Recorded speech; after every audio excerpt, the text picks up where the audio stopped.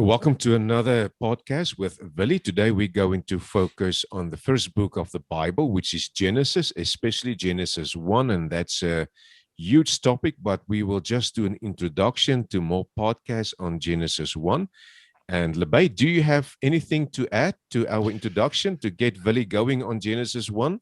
Yes, I'm really interested in the topic. I've done a lot of research around Genesis, and I have to say, if you just read it at face value, it's an interesting creation story, but there's so much more to it, and it's again those layers. So I'm really looking forward to you and Veli's insights on the topic, and I actually just want to sort of start off asking you guys, as what do we read Genesis? Is it at the end of the day, is it poetry? Is there some historicity around it? I know Veli sometimes talks about Sumerian history. Can we take some of this back to ancient Sumer? So I'm going to throw that over to you, Vili, as a starting point. But maybe I can jump in first, Lebay. Maybe Yes. I can just share how I see it, and then maybe Willie can either disagree or agree. But it No, will be it's good to 100%. yeah. Well, Lebay, I think how I read Genesis 1, it is a song. It is a beautiful song about creation. And when you look at the how it's laid out for us, it is in a parallel way. Like day 1 is parallel with day 4, 2 with 5, and 3 with 6. And if you don't mind, I just want to mention just quickly how it's parallel. Like on day 1, you have light and time. And only on day 4, sun, moon, and stars. And I think Billy will help us to understand why it is only on day 4. And then on day 2, we have the sky, the waters above, and the waters below. And then on day 5, you have the birds for the sky, and then the fish for the waters below. And day 3 and 6 are parallel. Day 3, land and plants. And then on day 6, animals and man. So I think it is important to read it according to its type of literature. It is a song, and we know that a song cannot say everything about a certain topic. It just gives us some hints about what is the topic. If you sing a love song, you cannot say everything about love. It's just giving us some hints about certain things of love. So, Willie, do you think I am on the right track there? Yeah, Kobus, no, I agree with you. I think what is important is to understand that this is an ancient piece of literature. And so often we read the book of Genesis and the creation story from a current perspective. And I believe next time we'll discuss a scientific angle on the creation story. But when we engage with this amazing piece of literature, it's important to understand that it originated in an ancient world very different from our own. So often when we read the Bible, we read our present concerns and our concepts that we have that has been formed through the scientific world that we're living in. We read that into the text. But the biblical author obviously didn't know about science. And he had a totally different way of thinking about the world. So what in my mind is important is to also understand where this piece of literature originated. The base material, if you want to call it that, the source material. So let's say Moses wrote this song, this beautiful song. Then still, I believe that he used some source material that was handed down from the fathers, going back even to Abraham. And Abraham, we know, have lived according to Genesis 11 in Ur, the city of Ur in Sumer, in southern Mesopotamia. That was where he came from. His family has lived there for centuries. It's clearly a long period that they have lived in Sumer. So he brought the material with him. And we'll, as we discuss Genesis and go through all the passages, we'll see it time and time again, how these basic Sumerian ways of thinking appears in the text. The stories, the concepts, the motives, the terms, the terminology. It's going back to ancient Sumer. So although it's a song, it's a beautiful song, the basic concepts involved and used in the song, they are very old, very, very old. And I think this is the very first point we should understand. It's not wrong to engage present concerns when we read this, but I think it's in the first place important to read it from an ancient perspective. And once we do this, the song can come to its own right. We can really appreciate it for the ancient way in which it is presented. So, but just to interject there, so how did the people of ancient Sumer view creation?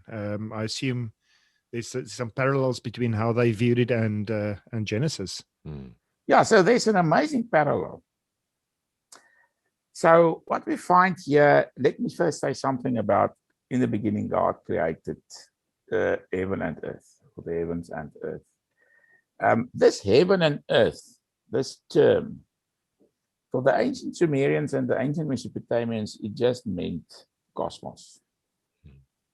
You know, from a scientific perspective, we try to understand the starry heavens, celestial skies, we distinguish it from the earth, but we know we see things totally in a different perspective. For them, this term meant cosmos.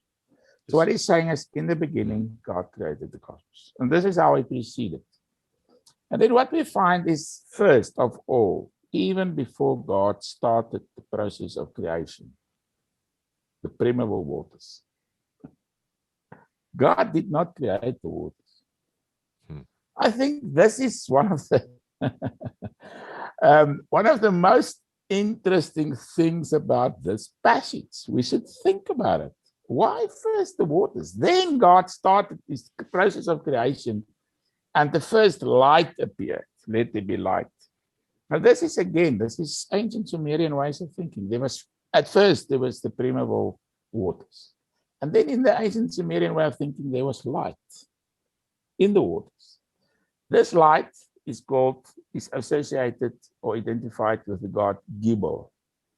Now Gibel is the god of light, but in the songs about Gibel, they sang songs about the gods also, the temple songs, and that, you know, in the ancient times, songs were so general. But he is described in terms of the sun that rises in the morning, that early brightness just before sunshine.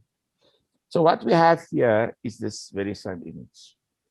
So light, and then we have this process through which various things came into being, the firmament, and to distinguish the firmament from the earth. And this is exactly, it's also a Sumerian terminology. They referred to the heavens in these terms, the circle of heaven with the stars and the planets and everything, you know, rotating around us, or we have the impression of them rotating around us. And it gives the impression of a circle of heaven, of the firmament. And they had this very idea. It's not a late, it's an early idea. So all these things that we find here built upon an ancient Sumerian conception, way of thinking. And this is the key to unlock it, in my way of thinking. Is there anything we can add to, the waters above and the waters below? Is there any? Yeah, but what I wanted to say is not that this Sumerian background is the key. To understand this background and the way it's presented, we need a key to open this, for us to make sense of this. And this is two metaphors that's involved here. The first one is the potter. So what the potter does, he starts from the water, the clay in the water, this process through which he creates things. So in the same way, God brought about the cosmos. But there's another metaphor, which is even more important, and that's a metaphor of birth giving, of conception and birth giving. Now, obviously, they didn't have a modern and scientific conception. But the exact same idea, this process of formation, We find, for example, in Psalm 138, where he describes this process of embryo formation. He refers to the unformed state that we were in, right at the beginning of the conception. We are unformed grouping of matter, and then slowly but steadily we get formed. And this is the same word used here. Well, not the same word, but this word can be translated in the same way. It can be translated as it was unformed. It was unformed and void. So unformed means it has not yet taken form. So this whole process through which God created and made everything could be seen in terms of the cosmos taking form in the same way that an embryo takes form. It's the very same process. So the metaphor underlying, that's why the water is important. Because birth from water, that's the natural birth. Jesus refers to that in John chapter 3. Interesting. So this starting with water and being brought forth from the water and to eventually come about in this way. This is how the cosmos was formed. The potter formed it from the water. But the underlying, the most basic and most important metaphor is the one of embryo formation and the birth giving of the universe. So, Cobus, what you've said, it's a song. It's not only a song, it's a birth song. It's a birth song. It's a song about the birth of the cosmos.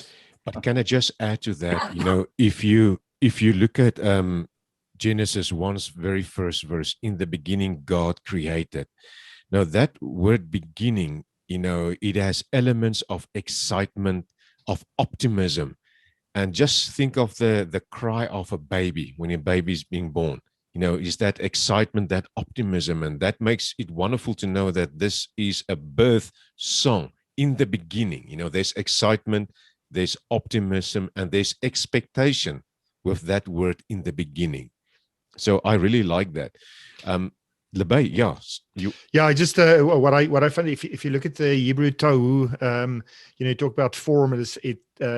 One of the meanings is unreality.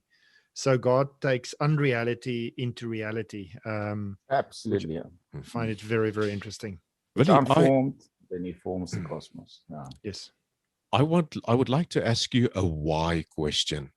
Why do you think the Bible starts with Genesis? Is that a fair question to ask? Why does the Bible start with Genesis, a birth song? Yeah, so it starts with this birth song, and it's the birth of the cosmos. It's the first thing that ever happened was when the cosmos was formed, when birth was given to the cosmos, when God created the cosmos and brought it about. So I think this is basically the place to start the discussion. Everything afterwards in history starts with this. Is it true that the other nations, surrounding nations, also had their own story of creation? Or is the biblical story unique? You see, this is quite important, is that the biblical story is unique in a certain sense and in a certain way. So take, for example, what I've just said. These things are also found in the Sumerian stories of creation. The most basic stuff. Some are very similar. What is also important is it has been proposed that the word create means divide. And now I believe in the beginning, when we read that in the beginning God created the cosmos, he created it out of nothing. But this process of division, that's how God created. He divided light from darkness, but not day from night. That happened on the fourth day. So days and nights as we know it was not yet there. It was only light and darkness. And although he calls light day, that was the analogy that I've referred to earlier. This first light, this Gibel that appears in the ancient primeval waters, was compared with the first brightness of the sun rising. So in that sense, light is day, but it's not yet, day is not yet divided from night. And then we read how the firmament is divided from the earth, how the waters above and below, everything, this whole process of division. And this process of division is quite interesting because in ancient Sumer, there was a song where the Lord, the God Enlil, where he created, he divided heaven and the earth, he made the earth, and on the earth there were seeds, he formed seeds that came forth from the earth. Very similar, very basic, but a similar kind of idea that we find here. But what we find here is that the author, let's say it's Moses, he is using this material in a certain way. So he divides it in 7 days. This is unique, absolutely unique. And I believe this is the purpose, the underlying purpose of this birth song.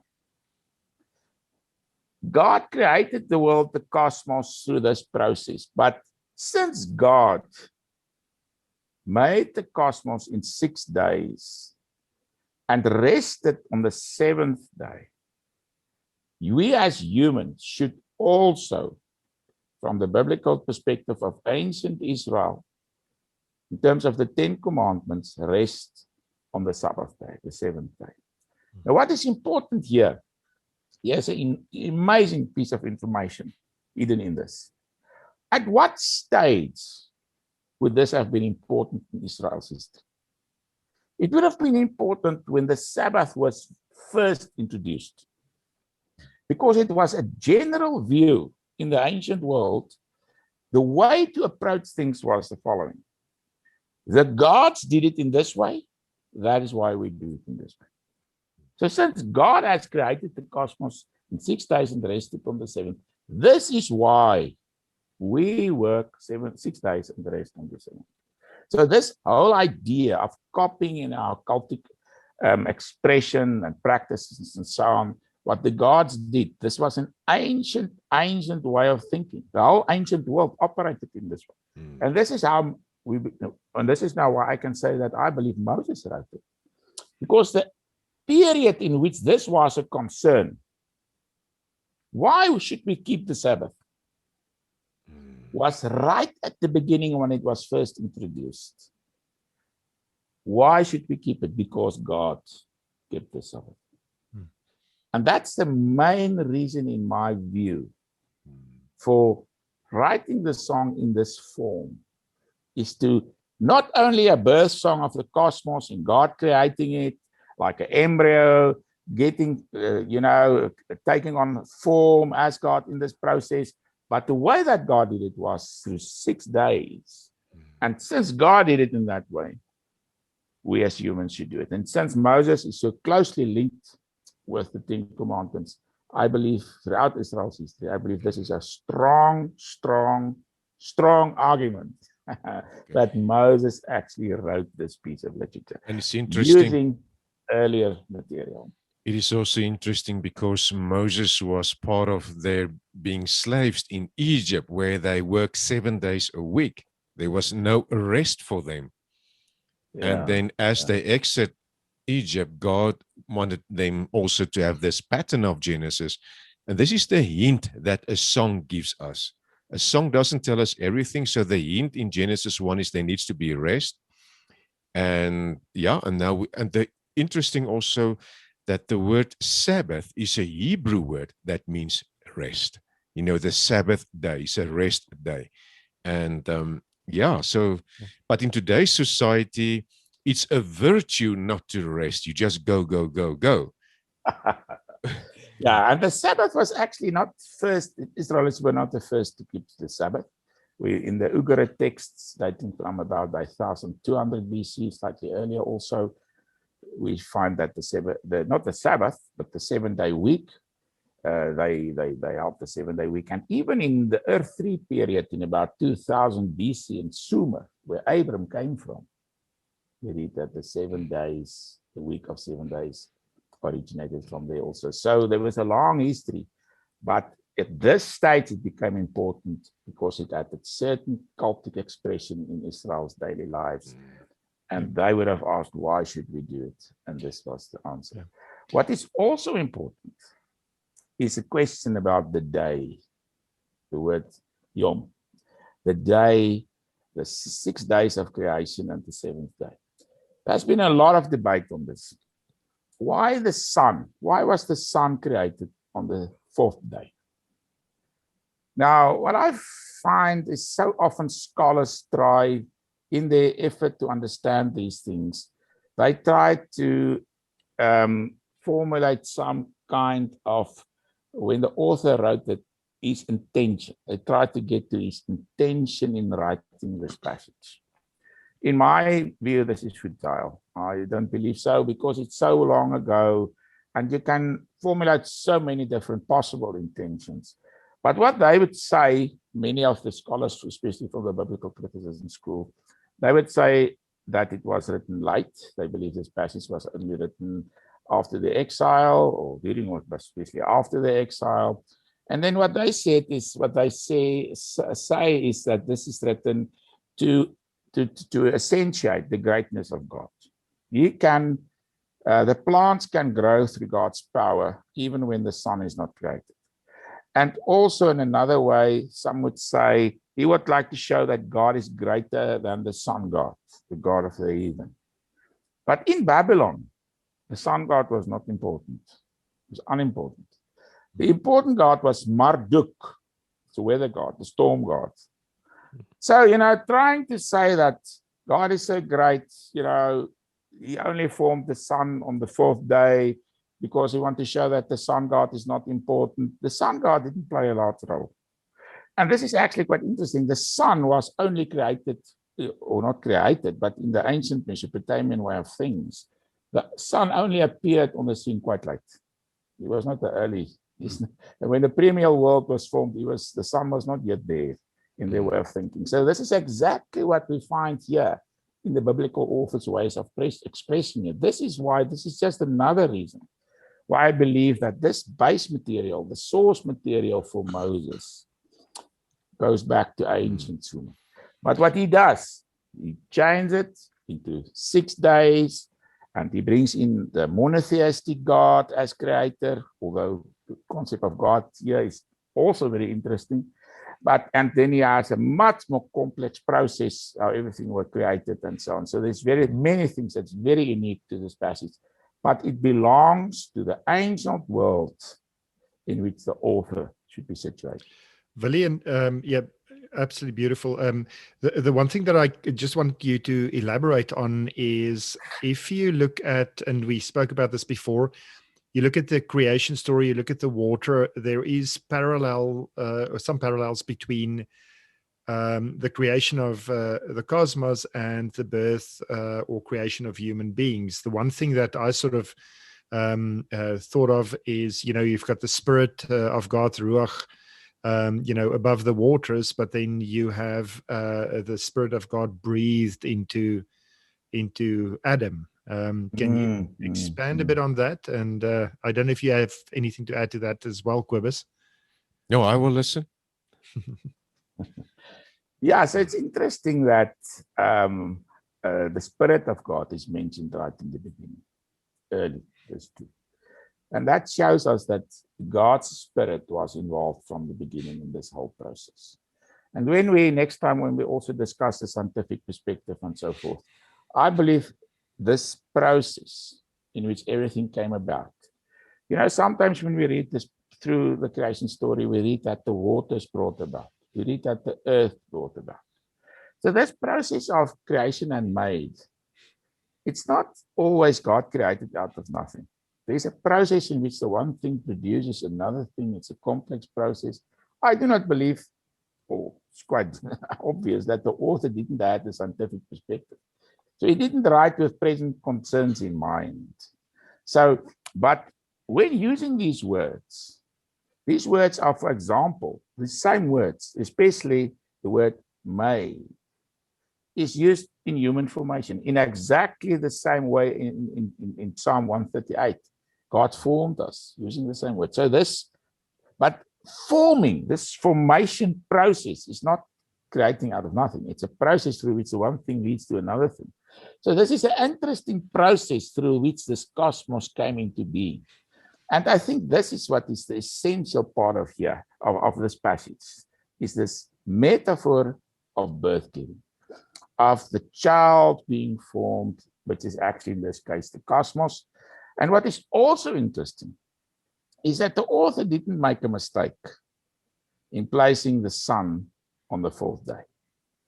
So when we read, for example, about the creation of the sun, that's in verse 14, God said, let there be lights in the firmament of the heavens to divide the day from the night. So here we have days being divided from night. Now this only happens when the sun is created. And then he proceeds and he continues and he says, let them be for signs and seasons and for days and years. So what he says is the obvious. Once the sun is created, seasons, days, and years commence. Before the sun, there are no years, there are no seasons, but there are also no days. So what he's saying here is that days, solar days, only started on the fourth day of creation. So the cosmic clock was put in place. Yeah. So that when he says that when he talks about the 6 days of creation, that word day, so, if you read it in the English, it says, okay, it's a day, it must be a solar day. That it's not the right translation. Yom doesn't necessarily mean a solar day. For example, in chapter 2, verse 4, the whole creation process from days 1 to 6, everything are grouped together and he writes that this is the day in which God created the heaven and the earth. So here it calls this whole process a single day. So I think it's just plain wrong to assume that these various days are solar days. So it's not solar days. So when we read that it's evening and it's morning that day, it's just using the metaphoric Jewish way of reckoning a day. But what he's just saying, it's the beginning and it's the continuation of that particular period in which God created this or that. So what we should see from this very clearly is its periods of creation. On the fourth period, God created the sun, the moon, and the stars. That was when days, solar days, seasons, and years commenced, not before that. That was when the day was divided from night. So he has a very clear picture in his mind how this process evolved and how everything came about. Interesting. Willie, I read somewhere, and I don't know if that is a correct way of thinking, that the way to express in those days who God is was to tell a story of creation. So if someone asks you, tell me more about your God, then you would share a story of creation. Is there some truth in that? Well, I think one could say so, but it's if you read the ancient stories, for example, when you said this is a song, it reminds me of so many texts I've read. Take, for example, the Hurrians. The Hurrians were great storytellers. They told, about the creation of, or not creation, but the coming about, how the whole cosmos came about, and the gods, how they came about, how they were formed, all this conflict between the gods. There are so many stories, and all of them commences with the song of this or the song of that. So it's songs. It was delivered in the form of a song that was sung in a certain way. But I think we should be careful because in that ancient period, there were so many gods. This was what changed with the Hebrew perspective, the monotheistic God. In that ancient world, for example, Enheduanna, she was the daughter of the great King Sargon the Great, the founder of the Akkadian Empire in about 2370 BC. She made a collection of temple hymns. Each temple for each god had a hymn. She brought it all together in a collection. The oldest hymn dates from about 2500 BC, and that's a hymn that was sung in the temple of Kish. So there were these songs, they were singing from the beginning. Every temple had a song of that temple, in honor of that particular God. And that's the background. So I think to say who this God, the song tells us about the God, well, it's true in that sense, as I've just explained it. Yeah. Now, if I can ask the question, what is the message that we can take from Genesis 1? What would you say? I would say that, when you look at how God created, starts with an announcement. God created heaven and earth. That is the monistic God, that He's the supreme God. And when you read Genesis 1, for me, there is order. God's a God of order. And when there is order, one can feel safe when there are boundaries, healthy boundaries. And God, when you read Genesis 1, had set the table for relationships, a relationship between God and human beings and other human beings, as well as human beings and nature. So God has set the table for relationships. And that is, I think, also the answer to the question, why did God create? Because God is a relational God. There was the Holy Spirit hovering. It gives us the hint of God's mysterious presence. And when you read the rest of the Bible, that it is true of the Holy Spirit. It is God's presence with us. And when the Spirit was present in verse 2 of Genesis, it is also the comfort, and the Holy Spirit is our comfort. So that is the message for me. God's a God of order. He's the true God. I don't need to doubt that. And that His Spirit is still with us, and that it is all about relationships for God. Well, I think this also come into focus in the next story, the garden story. And I think in that story, the whole question of relationship comes much more to the fore. Correct. But I think in a certain sense, it's present here, so I can agree with you. Because on the sixth period of creation, God created mankind. And this was actually the climax of this process. So here we have this process, everything in a more complicated manner coming about, from very simple, very basic. First, light and darkness divided the firmament and the earth, waters above and below, the dry earth, and then everything coming about. On the dry earth, the plants, the trees, all sorts of more complicated animals, eventually the large animals and humans. So humans are, in this story, the climax. And then the next story, the story of the garden story, God focused in more detail on a particular story about a human Adam. But clearly, humans are very important in God's perspective. Correct. The ground of creation is the climax of the story of creation. There's something else I wanted to ask both of you as well is, if you look at Genesis 1 verse 12, it talks about the vegetation and the animals, and they say they bring forth after their own kind. Yeah. Why is it necessary, or why was it for the author necessary to emphasize the fact that they bring forth after their own kind? Or is that something? Quite an interesting question at this stage. Yeah. I apologize. No. Yeah. No, Willie, go. Please go. From my point of view, he's just saying that, according to the plants. So this is the spectrum of the variety of what God has created.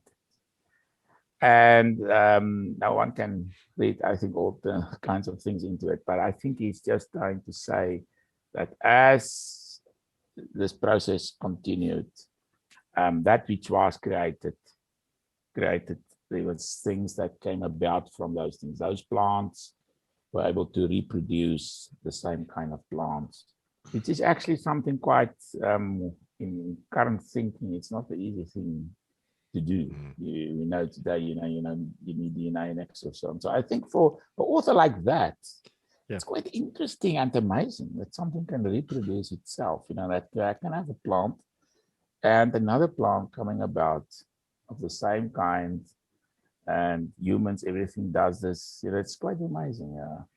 It's Yeah, incredible.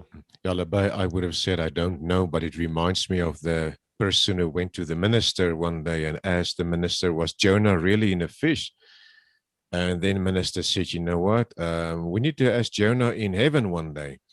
And then the elder said, but Pastor, if Jonah is not in heaven, and then the minister responded, then you ask him.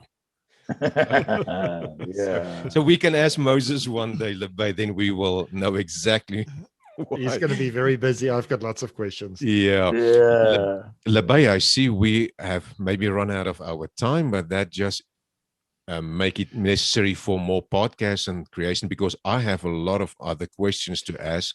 I do have one other question before Okay. we finish up, and that's around the seventh day and the fact that that God rested. Any thoughts around that? I mean, God is God, omnipotent. Was it that he tried to set an example for us, or is there something deeper when you look at God rested? Can I throw in an additional question to that for Willie? Did God rest because he was tired? Yeah. So what I've said earlier is that we should see this as the model, the divine model. Mm. So the reason for Moses writing this is he's trying to present a model for the Jews to keep the Sabbath. So if we don't see it in that way, I don't think it makes sense. We can have many other, speculations and stuff, but because he clearly states this in chapter 2, verse 2 and 3, I think there can be no doubt that this was the main objective with the creation story. Over and above glorifying God and all these beautiful things that we talked about, God as a potter, creating the cosmos, and a process very similar to it, in which an embryo is formed and a child is eventually born. All these things are extremely interesting and beautiful, but also in his back of his mind was, if this is the process through which God did it, you should also keep the Sabbath. So it was a great argument for them to keep the Sabbath. Yeah. But now the question is, maybe that's a podcast on its own. How do we keep that Sabbath in the 21st century? Because it was part of the law of Moses, keep the Sabbath. Yeah. And what does that mean for the 21st century? Because we grew up that like Sunday is the Sabbath, and you don't do sport on a Sunday. When we grew up, because it's the Sabbath day, we need to rest. But that has changed completely. And how do we need to reconcile that, what is happening today with our upbringing, that we believe it's the Sabbath day? Yeah, I think we should also, in the longer process of the biblical story, we should, once we ask that question, we should also discuss the fall and everything that happened in the garden story. And eventually God created these things, but then everything goes way, wrong in a certain sense. So what we have is, in a certain sense, a recreation. That started quite early, but the one who recreates is Jesus. And that's why the new day is the first day. And that's why we keep the first day. So that's also an enormously powerful statement. The first day, that's the first day of the week. It's not the seventh day, it's the first day. Correct. So although they've kept the seventh day, the Jews has done that, but because of what happened after creation, when things went haywire, there was a need for new creation. Now, the reason and why one who brings about new creation is the Messiah, the one that was raised from the dead on the first day. Correct. And that's the reason why we don't go to church on a Saturday, but on a Sunday. Specific reasons for that. It's that concept of the new creation. Jesus raised on the Sunday. The Holy Spirit was poured out on a Sunday. So the church started, or the Christians well, the followers of Jesus started to celebrate those events because it happened on the first day of the week Absolutely. and not on Yeah. the seventh day of the Mm. week. So it's fascinating, this kind of recreation. So that means the creation story is actually continuing.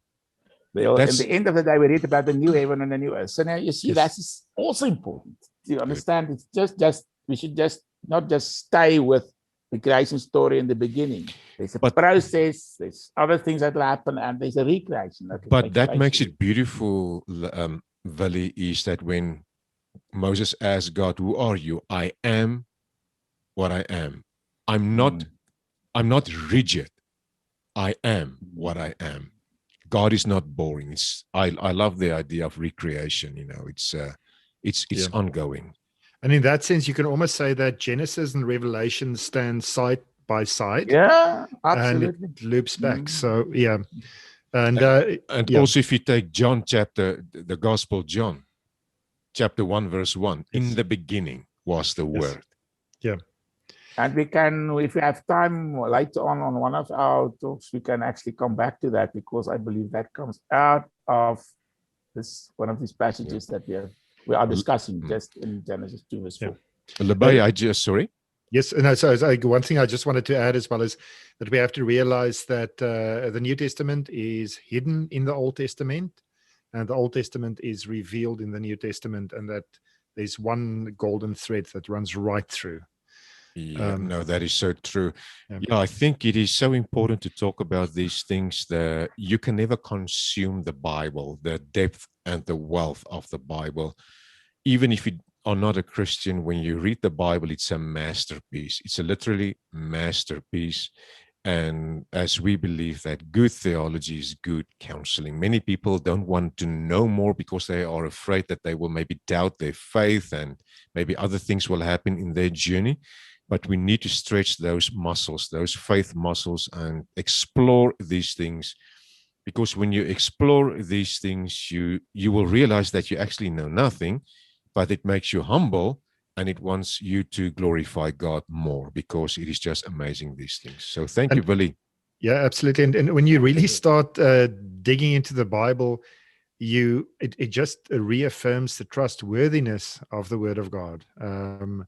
And a friend of mine said the moment she started really digging into the Bible, it just strengthened her faith overall. And then I've one last thing: through him, all things were made; with him, nothing was made. Wonderful. Thank you so much. All the best for you guys.